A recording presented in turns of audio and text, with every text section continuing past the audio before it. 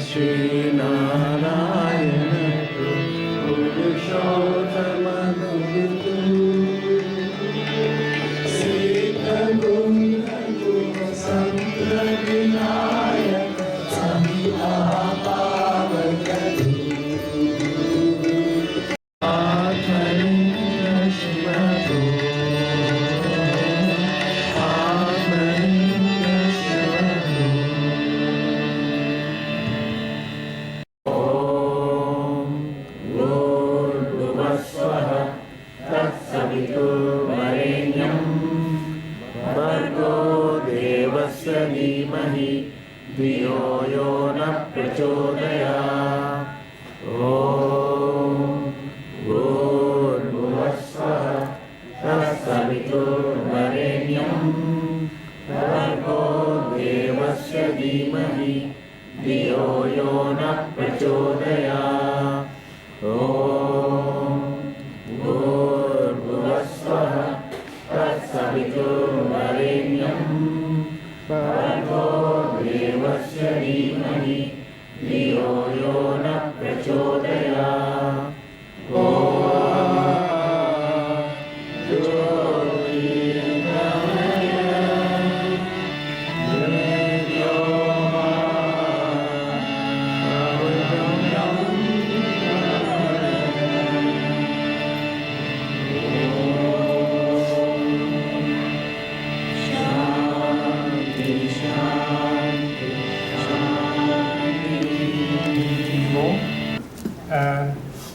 If you have come to our center for the first time, we must say we're delighted to have you, and we look forward to seeing you again in future.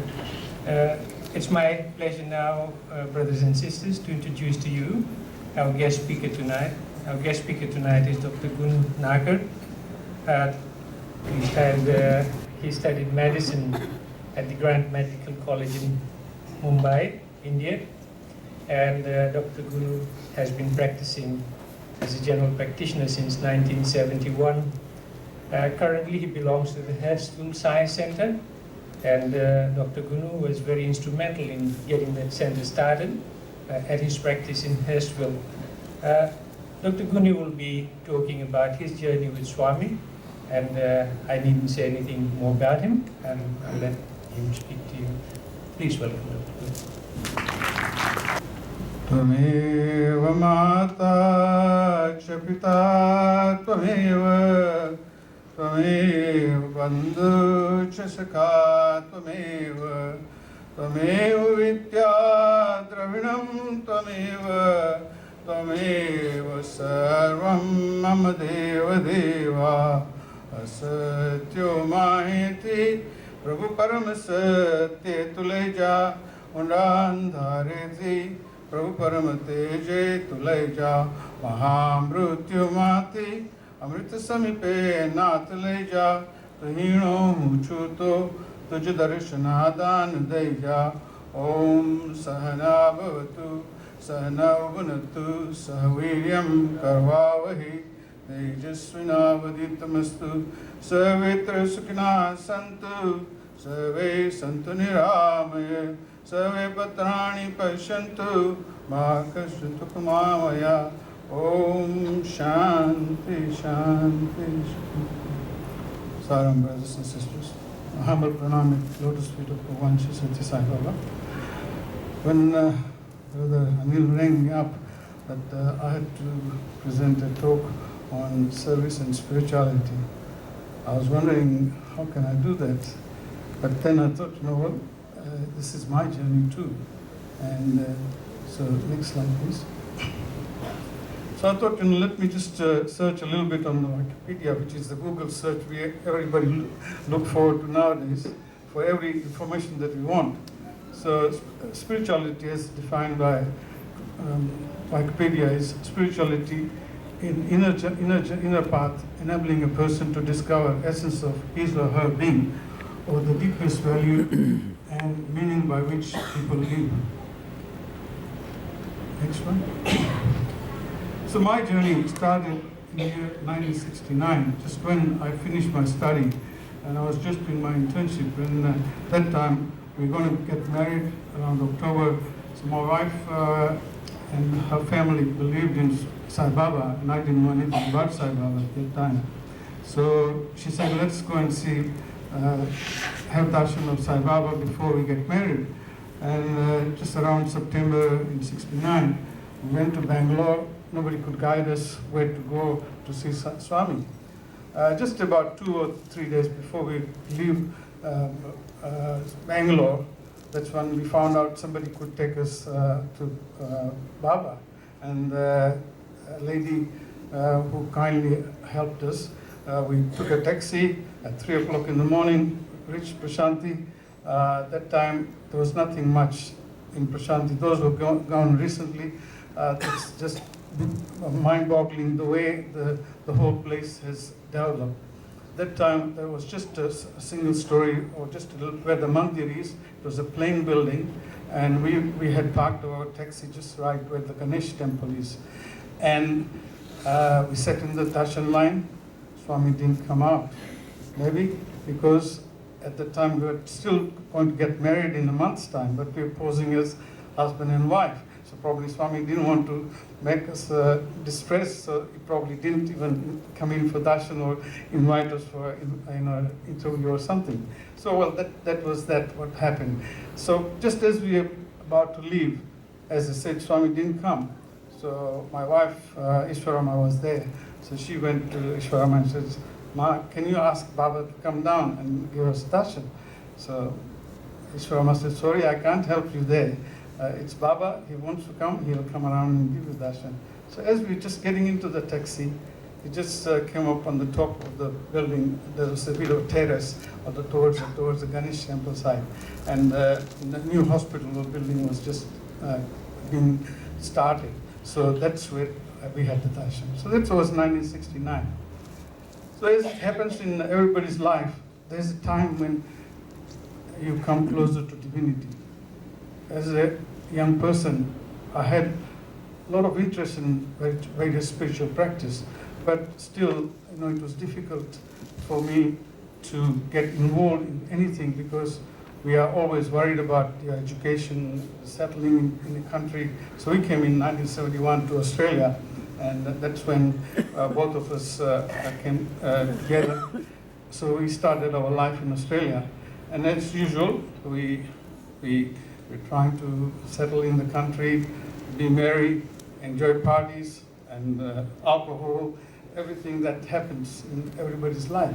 So time comes when, as I said, I felt that urge to do some search, and that's when I came across quite a number of people came from India, Hare Krishna people and other people.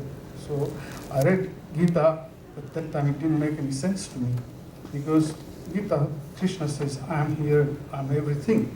For my limited knowledge, understanding as a human being, it was difficult to understand where God is everywhere. How can you understand that God is everywhere? Because with our limited senses, we can only perceive what we can see, feel with our senses. So at that time, somebody just my father-in-law said, well, why don't you write a letter to Swami? And I didn't know the address, or I didn't have any, there were no activities happening in Sydney at all, or Sai organization, or Sai activity. So that time I wrote a letter, Satya Sai Baba, Puttaparthi, Andhra Pradesh, and within a week's time, just somebody comes out of blue and gives me a book, Men of Miracle by Howard Murphy. And that started setting me go. And since then we started spiritual study class and bhajans and all those sort of things. And then we felt that we were trying to achieve something. But you always, as a person who is searching, feels how we gauge ourselves that we are progressing in the spiritual path. There's no easy way to find out. So even I wrote a letter to Swami a couple of times, and still those answers didn't come. When I started singing bhajans, I didn't know a single bhajan because, as my introduction, I was born and brought up in Tanzania, and I've never learned Sanskrit or Hindi or anything. All I knew, my mother tongue was Gujarati. So, but when I went to India, still I had to study and speak the language that was there a little bit, but still never had any chance to. But as I said, when I accepted Baba as my guru, somehow the prayer, just I said in the beginning, it just came to me. And I kept on asking people to explain it because it was part in Sanskrit, and I have never studied Sanskrit. So once I started reading Swami's discourses, even said Namavali in 108 names, were not meaningful to me earlier, even the Gayatri Mantra, because it was all foreign to me. Because just like children who are brought up here, probably unless they go to Bal Vikas, they don't realize what's the purpose behind it. So gradually, as I said, this happened. So next slide, please. So that's my first trip to Prashanti. And Swami is graceful. I must say that over the years, he's granted me all the wish that I wanted to do.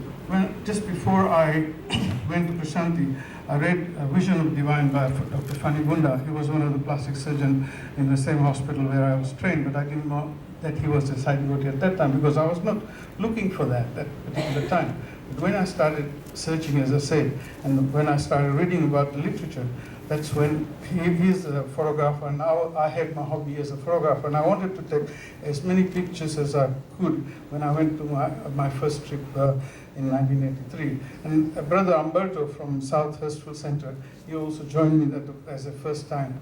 And at that time, the Gopuram was like that, and you can see how the mandir was, and we had to sit on the sand and near that under the tree, and there was no other buildings also. So next slide, please. And that's again Gopuram, and that time I was around the Dashera time. So Swami was presiding over the Dashera ceremony, and that's me where Baba's birthplace was at that time. Next slide, please. Now, this is an opportunity Swami gave me to take pictures of Narayan Seva. We were sitting in Ishwarama school, just behind Ishwarama school, and just out of nowhere, the head teacher just came in and said, "Why don't you come down and take pictures from up on the top?" So that's how I got the opportunity to take picture of all that Narayan Seva, that Swami. Now we can see that oval that is there in the back of the Ishwarama school and all the schools. Now it's all built up. That was how it was.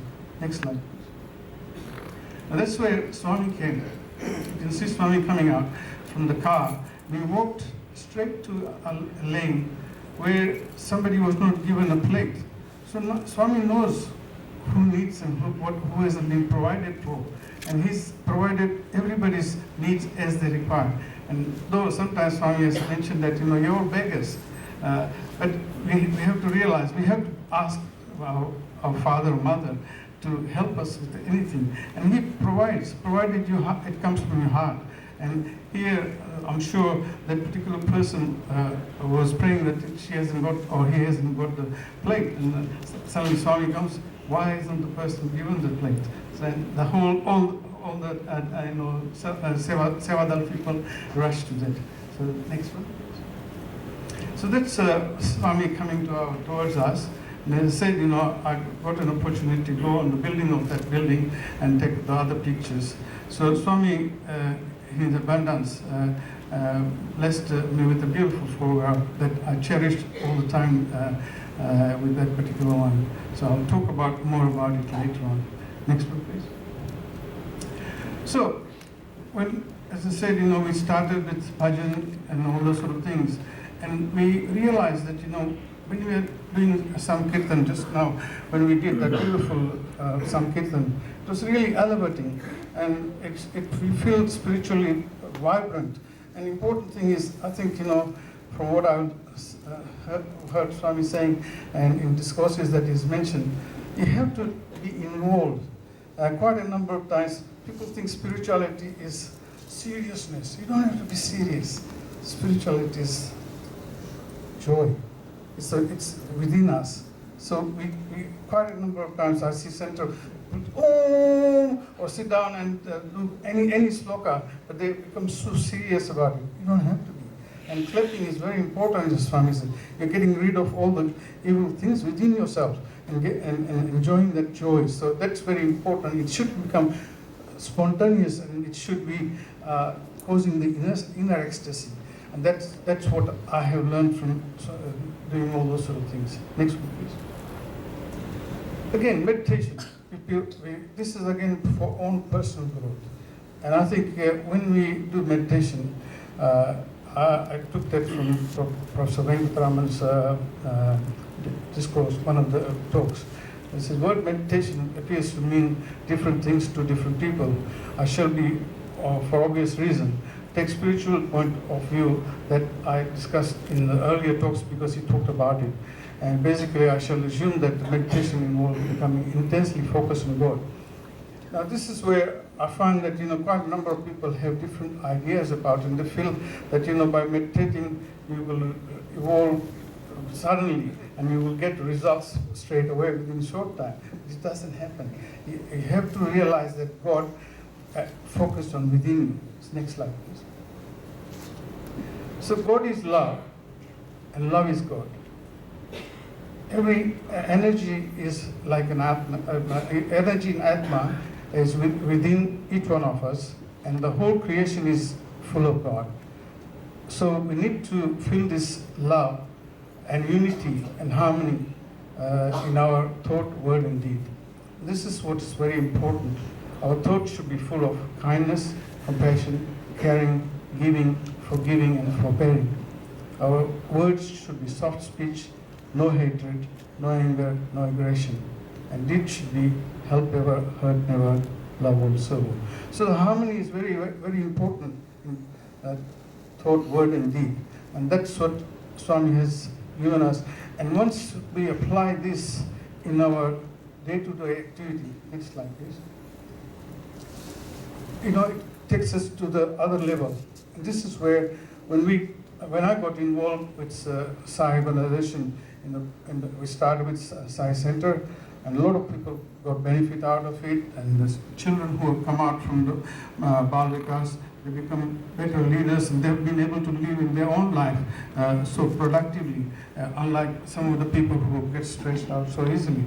And as a project from Sai organization, a service project, we had a Sai medical unit which started, and we're looking for various projects. We've been involved with Aborigines in Australia.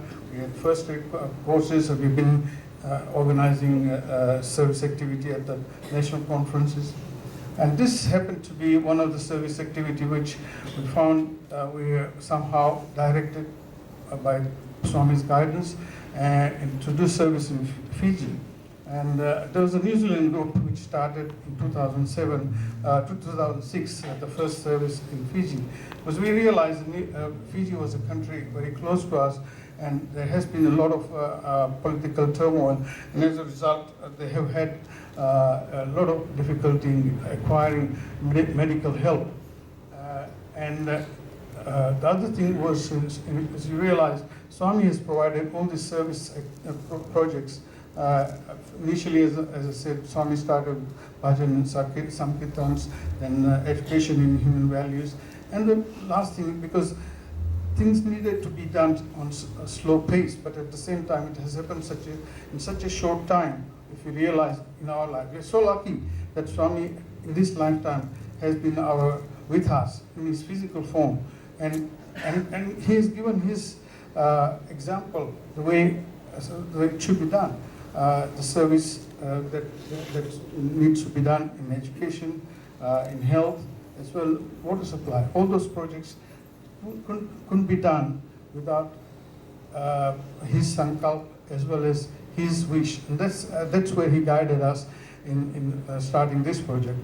So when we did first time, I wanted to organize one free conference also, and we chose the venue as the University of Fiji, and over the years, this year was our 6th year of service, and next year will be again 7th year. Over the 6 years, we have made so much progress in this activity that even the students who are involved with the university. I didn't realize when we first organized the conference that there's a medical school there, and this is the second medical school, which was a small medical school of 40 entrants in the first year.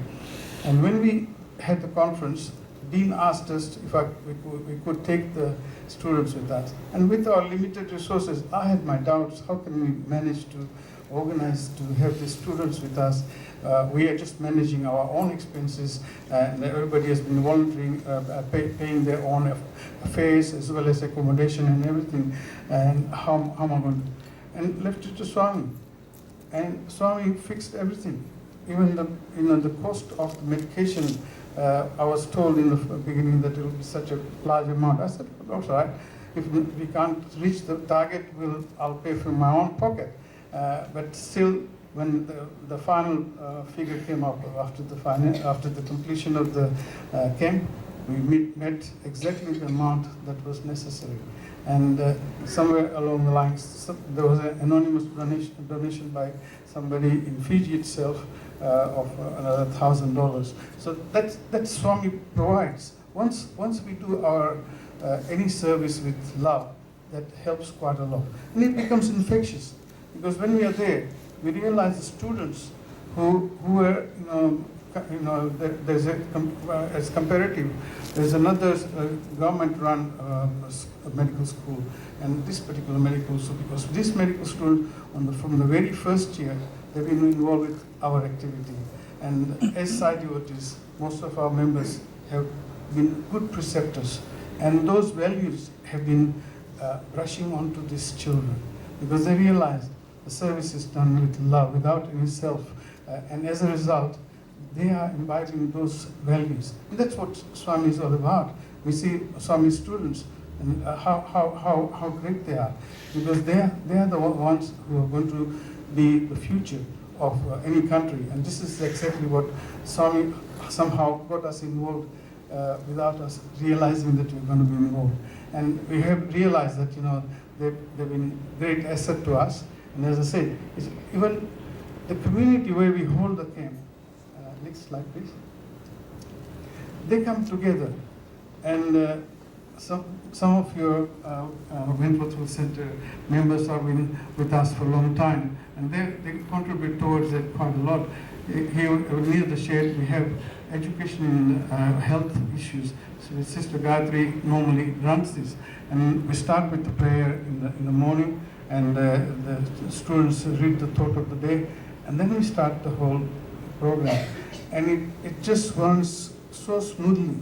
And one particular doctor who joined us once, he says, it is like a military precision to the way things are running. So that shows, how when people come together and serve with spirit, that loving spirit, everything comes together. This is what the beauty of service, this selfless service is. Next slide, please. And that also, as I said, brings in favorable reports from the press also. We were surprised to read all those sort of information after the end of the camp, that how they realized that how the Sai Health Service is serving the community. We didn't expect that, but shows that it's appreciated by people all around. And even the communities, they come together, as I said, to feed us, and they do it out of pleasure. And when we conclude in the camp, they are so helpful in everything.